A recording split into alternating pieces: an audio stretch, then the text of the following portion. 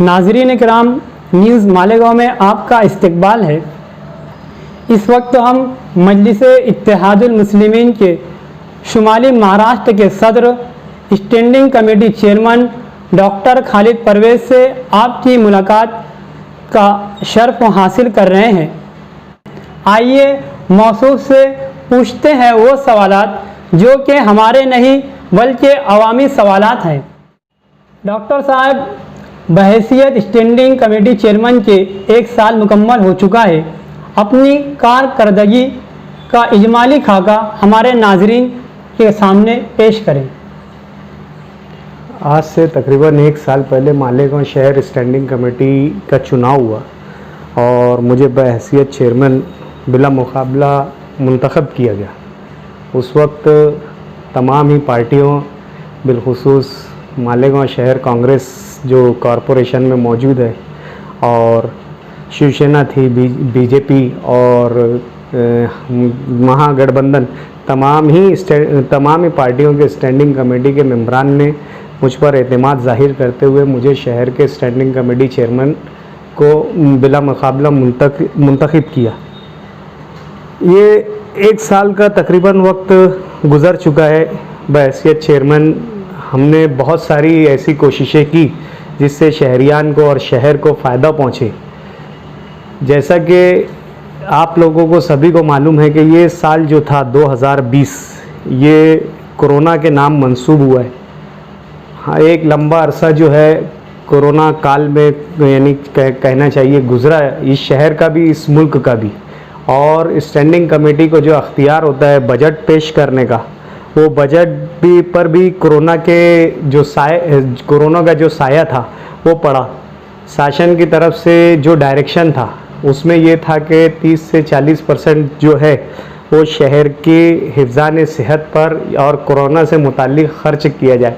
और साथ ही साथ शहर में एनजीटी के जो मामलात, एनजीटी में जो केसेस चल रहे थे उसमें बहुत एक रीज़न जो है शहरियान की सेहत को जो ख़तरा लाहक है, उसमें एक जो वजह थी वो कॉरपोरेशन के रोड, रास्ते और दीगर उससे पैदा होने वाले गर्द गुबार भी थी। तो एक कंडीशन, एक रिस्ट्रिक्शन था कि बजट जो है वो गवर्नमेंट के और कोर्ट के ऑर्डर के मुताबिक बनाया जाए।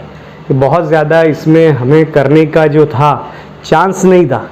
लेकिन जैसा कि मैं स्टैंडिंग कमेटी चेयरमैन बना था, उस वक्त मैंने वादा किया था कि मैं बहैसियत एक डॉक्टर के मालेगांव शहर के जो शहरियान हैं उनको तिब्बी सहूलत देने की भरपूर कोशिश करूंगा। इसी बात को, इसी वादे को मद्देनज़र रखते हुए हमने जो है अली अकबर हॉस्पिटल और वाडिया हॉस्पिटल में जो है जदीद तिब्बी सहूलत फ़राहम करने के लिए बजट को मुख्तस किया। और जब मैं चेयरमैन मुंतखब हुआ उस वक्त यानी असम्बली इलेक्शन हुए। असम्बली इलेक्शन में शहर के जो रास्ते थे वो एक अहम जो था मुद्दा था असम्बली इलेक्शन में। ये बहुत ज़्यादा बजट मुहैया ना होने की वजह से हमने ये कोशिश की है कि जो गुज़िश्ता साल का बजट जो खर्च नहीं हुआ है उसको हम यकजा करके जो शहर के गड्ढे हैं उनको अच्छी तरीके से, पायदार तरीके से जो है वो गड्ढे भर कर ऐसी सूरत कर दे उस सड़क की कि कम से कम वो काबिल इस्तेमाल हो जाए। और वो बजट को हमने जो है रीअप्रोप्रिएट किया, वर्ग किया और ये 4-4.5 करोड़ रुपये का हमने हर शहर की तमाम शहराएँ, जो मेन शहराएँ हैं, जो मेन रोड है, उनका जो है गड्ढा भरने का हमने टेंडर निकाला और इसकी शुरुआत भी हो चुकी है। जो कि आप लोग आगरा रोड पर जो काम चालू है वो वहाँ पर अभी इस पर कुछ सियासत हुई है, लेकिन मैं आप लोगों को बता देना चाहता हूँ कि वो स्टैंडिंग कमेटी के ज़रिए किया गया एक काम है। उसी के साथ स्टैंडिंग कमेटी में हमने जो है शहर के लिए जो एनजीटी के ताल्लुक़ से ऑर्डर आया था, यहाँ पर जो हमारा कचरा डिपो है उसको बायो माइनिंग प्रोसेस के ज़रिए वो जो है उसको साफ़ और क्लीन किया जाए। उस टेंडर की मखसूस शर्तियों को जो शराइत थी उसको तब्दील करके काम जल्द से जल्द और मजबूत अच्छा हो, उसके लिए हमने कोशिश करके जो है बायो माइनिंग का जो है वो टेंडर पर स्टैंडिंग कमेटी के ज़रिए दिया, और जो शहर की बुनियादी ज़रूरतें थी उसका ख्याल रखते हुए लाइट के, नल के, जो भी रिपेयरिंग के टेंडर्स आते गए बर वक्त हमने उसको देकर, गुज़िश्ता स्टैंडिंग्स में होता था कि वक्त गुजारी होती थी, तो ये सब काम टाइम पर नहीं हो पाते थे, तो हमने ये जो है बुनियादी सहूलतों को बहुत ज़्यादा जो है स्टैंडिंग कमेटी के ज़रिए ध्यान देते हुए काम करने की कोशिश की है साल भर में। रोड, गटर समेत कई मसाइल आज भी शहर से नबर आजमा है, इसका जिम्मेदार कौन है? किस तरह मुस्तकिल तौर पर इसका हल निकाला जा सकता है? जो मसाइल है रोड गटर के, वाकई शहर जो है वो बुनियादी मसाइल से जूझ रहा है। मैं हर वक्त एक बात कहता हूँ कि वो शहर कभी तरक्की याफ्ता नहीं हो सकता जिसके बुनियादी मसाइल हल ना हो। हम कभी इस शहर को तरक्की याफ्ता शहर नहीं कह सकते। बेशक शहर जो है हर वक्त जो है बुनियादी मसाइल से जूझता है। बहरहाल इसकी बहुत सारी वजूहात, जहाँ पर जो है सियासी लीडरान कह लो, कॉरपोरेटर्स कह लो, कारपोरेशन है, वहीं पर आवामी सतह पर भी कहीं ना कहीं इसकी जिम्मेदारी जाती है। आज हम कई जगह ऐसी है जहाँ पर हमें जो है गटर की निकासी के लिए जगह नहीं मिलती। शहर भर में बहुत सी सारी जगहें ऐसी है जहाँ पर प्रॉपर तरीके से लेआउट नहीं है, गटरों की निकासी के लिए जगह दस्तयाब नहीं है। और हम एक चीज़ ये भी देखते हैं कि हम जो सीमेंट रोड और ये जो बनाते हैं, उसके बाद बहुत सारे जो शहरियान है उसे खोद कर नल कनेक्शन लेते हैं, या डामर रोड बनती है उस पर डेगे बनाकर वो ख़राब किया जाता है। और यानी एक चीज़ ऐसा बता देना चाहता कि मैं 70-75% जहाँ पर सियासी रहनुमाओं की, लीडरान की और कारपोरेशन के ज़िम्मेदारान की कोताही है, वहीं पर 20-25% जो है वो शहरियान की जानिब से भी जो है बेदारी ना होने की वजह से ये मसाइल से हम जूझ रहे। ये एक कोऑर्डिनेशन का काम है। जब तक के कॉरपोरेटर्स, आवाम मिलकर अपनी जिम्मेदारी समझकर इस तरीके के काम को अंजाम तक नहीं पहुंचाएंगे, ये मसाइल हल नहीं हो सकते। शहर का एक बहुत बड़ा मसला जो है तरक्याती कामों में रुकावट, वो शहर के में अतिक्रमण भी है। कारपोरेशन की जो आरज़ात पर जो है गाज़िबाना कब्ज़ा जो किया गया है, वो भी कहीं ना कहीं शहर की तरक्की को रोके हुए, शहर की मेन शहराओं पर जो है वहाँ पर अतिक्रमण की वजह से जो है वो भी बहुत सारी ये जो है सहूलियात जो है मुतासिर होती है। शहर को अगर खुशनुमा बनाना है, शहर को गंदगी से पाक बनाना है, शहर को एक साफ शफाफ शहर में अगर हमें शामिल कराना है, यानी अच्छे शहर की फहरिस्त में शामिल कराना है, तो सबसे पहले शहर को अतिक्रमण से पाक करना होगा। हाल ही में जनरल बोर्ड मीटिंग में आपने बरसरे इक़्तिदार को घेरते हुए नज़र आए, वो कौन सी बातें थी जिससे आपने इख्तिलाफ किया? जनरल बोर्ड में बहुत सारे जो इश्यूज़ आए थे, बहुत सारे जो उन्वानात थे, वो आवामी मुफादात में नहीं थे। सबसे पहले जो अली अकबर हॉस्पिटल के प्रेमाइसेस में वहाँ पर जो लोग ने अतिक्रमण किया है और वहाँ पर अतिक्रमण करने के बाद अपना व्यापार कर रहे हैं, एक तजवीज़ वहाँ के मुकामी जो है कॉरपोरेटर की जानिब से लाई गई कि जो ऐसे ही लोगों को वहाँ पर शॉपिंग गाले बना कर दिया जाए।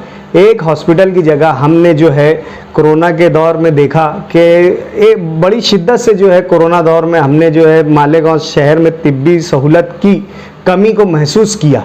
बहुत सारी जानें जो तल्फ हुई, बर वक्त उन्हें तिब्बी सहूलत नहीं मिलने की वजह से बहुत सी हमारी कीमती जानों का जो है वो नुकसान हुआ। ऐसी सूरत में जब हम एक बड़े बुरे वक्त से निकलने के बाद के और उसकी वजह जानने के बाद भी जो कॉरपोरेशन के हॉस्पिटल्स है उस पर हम गाज़िबाना अगर कब्ज़ा करें और अतिक्रमण को बढ़ाएं, वहाँ पर तिब्बी सहूलत के बजाय जो है हम कमर्शियली देखें, वहाँ से हम पैसे की आवक देखें, अपने यानी कॉरपोरेशन की आमदनी का ना सोचते हुए अपने ज़ाती फ़ायदे का काम करें और ऐसे लोगों, अपने वर्करों को और अपने रिश्तेदारों को वहाँ पर शॉपिंग गाले देने की बात की जाए, तो हमने उस चीज़ की शिद्दत से मुखालफत की। हमारा ये बोलना था कि आज जो है जो हॉस्पिटल है, अली अकबर हॉस्पिटल है, वहाँ पर तिब्बी सहूलत का फुकदान है।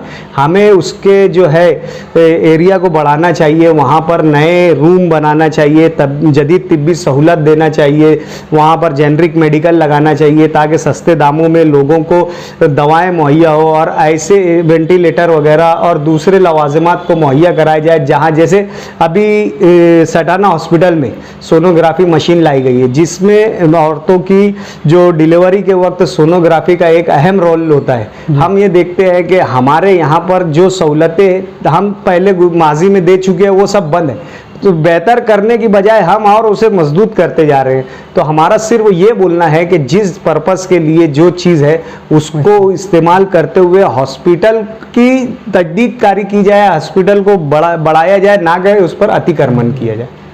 इसकी हमने मुखालफत की। और साथ ही साथ एक दूसरा जो उन्वान था कि जो ज़मीन मालिक को पैसा दिया जाए, जबकि माजी में हमने उसको पैसा दे चुके, उसने पैसा ले चुका है, पैसा अदा कर चुके हैं, और ऐसी रोड का पैसा देने की तजवीज़ कारपोरेशन में मंजूर की गई जिससे आज शहरियान को कोई तकलीफ नहीं है। पवारवाड़ी रोड का जो नाला है, उस नाले की जो बची हुई जगह है उसका पैसा देने की बात कर रहे हैं, जबकि आज वहाँ से कोई डिस्टर्ब नहीं है, कोई हमारी जो है मुतासिर नहीं होती, राहगीरों को कोई तकलीफ नहीं है। ऐसी जगह का पैसा देने का डिमांड कितना वाजिबी है इसे आवाम को भी जानना होगा, और हमने इसकी मुखालफत की, पॉइंट ऑफ ऑर्डर लाया, और अगर इसका हम इंतज़ार कर रहे हैं कि हमको इसकी प्रोसीडिंग मिले, और प्रोसीडिंग लेकर हम कोर्ट जाने वाले इस मामलात में।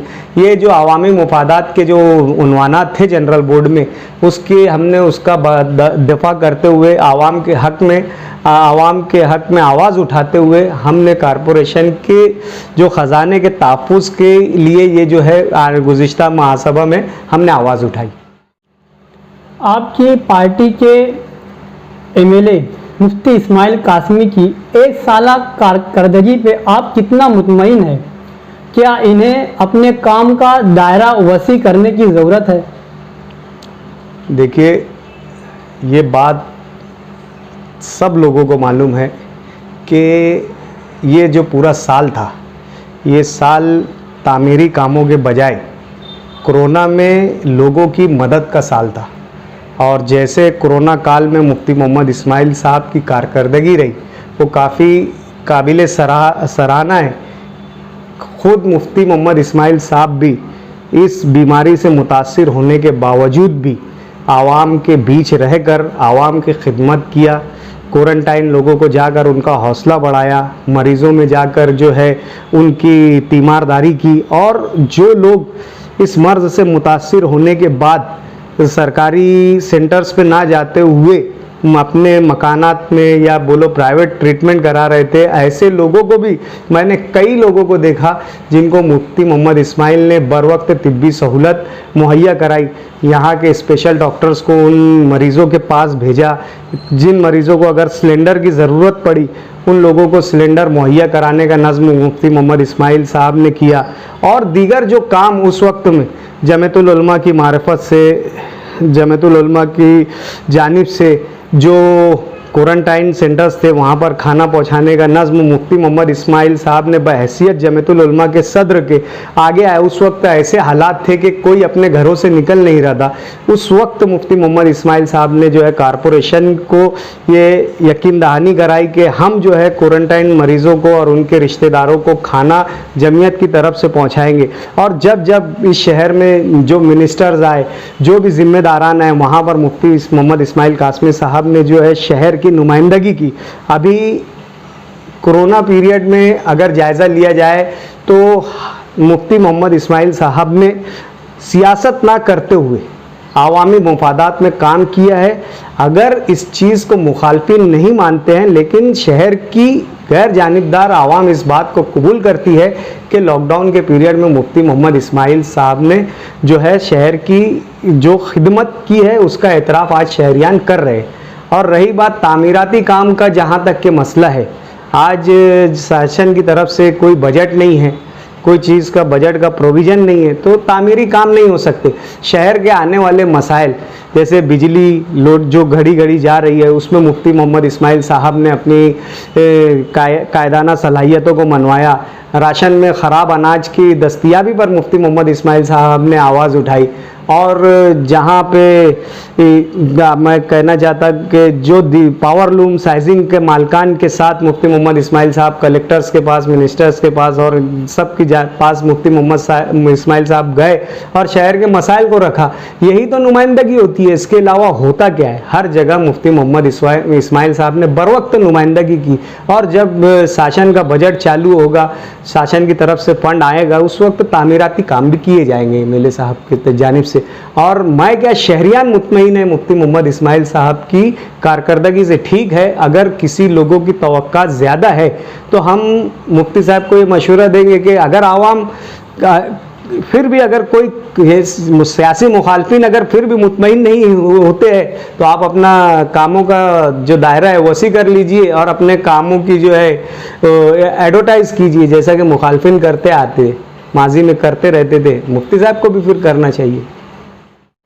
1.5 साल के बाद कारपोरेशन के इंतखाबात होने वाले हैं।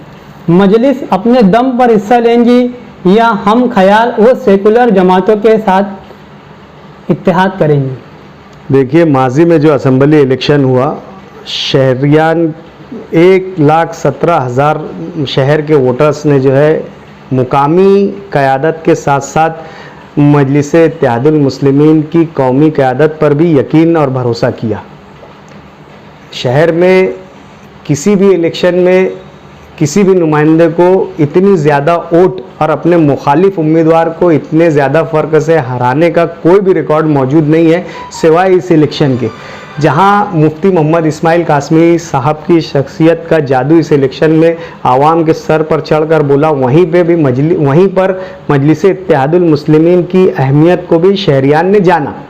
तो ये एक नया सियासी इम्तिजाज था मुफ्ती मोहम्मद इस्माइल की शख्सियत और मजलिस इत्तेहादुल मुस्लिमीन की कायदाना रोल। ये देखकर शहरियान ने जो है इतनी बड़ी कामयाबी जो है मजलिस के एमएलए मुफ्ती मोहम्मद इस्माइल कासमी को दी है। आने वाले वक्त में सवाल ये है कि मुकामी सतह पर मजलिस इत्तेहादुल मुस्लिमीन कॉरपोरेशन का इलेक्शन अपने बल पर लड़ेगी। देखिए, वो इलेक्शन ऐसा था जहाँ पर कई जमातों के साथ हमारा इत्तेहाद रहा है।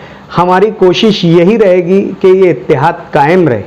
आगे भी जो हम ख्याल जमाते हैं, जो सेकुलर नज़रिया रखते हैं और जिनका मालेगांव शहर की आवाम के काम पर यकीन है और जो लोग ये चाहते हैं कि ये जो कॉरपोरेशन में भ्रष्टाचारी बदउनवानी जो जड़ पकड़ चुकी है उसको जड़ से ख़ात्मा करना जिनका यकीन है, ऐसे लोगों के साथ मिलकर मजलिस इत्तेहादुल मुस्लिमीन आने वाले वक्त में इलेक्शन लड़ेगी। यकीनन मजलिस अपने निशान पर इलेक्शन लड़ेगी और आने वाली जो हम ख्याल जमाते हैं वो अपने निशान पर इलेक्शन लड़ेगी और एक इत्तेहाद और इत्तेफाक के साथ आने वाला कॉरपोरेशन इलेक्शन लड़ा जाएगा। नज़रियाती इख्तिलाफ हर जगह होते हैं, हर जगह रहते हैं, हर कोई इस चीज़ को मानता भी है और जानता भी है, लेकिन नज़रियाती इख्तिलाफ किसी बड़े नुकसान की वजह नहीं बन सकते। तो आने वाले वक्त में जो भी है, कुछ अगर इख्तिलाफात होंगे हम उसको ख़त्म करके एक बड़ी जीत की तरफ हम बढ़ने की कोशिश करेंगे। न्यूज़ मालेगांव के नाजरीन और अहलियान शहर के नाम आपका कोई पैगाम? सबसे पहले तो न्यूज़ मालेगांव के जो ज़िम्मेदारान हैं मैं उनको बहुत बहुत मुबारकबाद पेश करना चाहता हूं कि उनका चैनल जो है मालेगांव में एक ऑथेंटिक, एक मुस्तनद चैनल है। उसके ज़रिए से की जाने वाली बातें शहर के लोगों के लिए मोतबर होती है। शहर में इस YouTube चैनल को बहुत पसंद किया जाता है। ये एक सच्चा ईमानदार और इसका स्टाफ एक सच्चा ईमानदार काम करने वाला स्टाफ है। बिला किसी मौजे के शहर की भलाई के लिए काम कर रहा है। मैं उनको इस बात पर मुबारकबाद पेश करता हूं और शहरियान से गुजारिश करता हूं कि 2020 ये एक बहुत मुश्किल साल हम लोगों पर गुजरा है। इसमें हमें हमारी हर चीज़ का जायज़ा लेना होगा।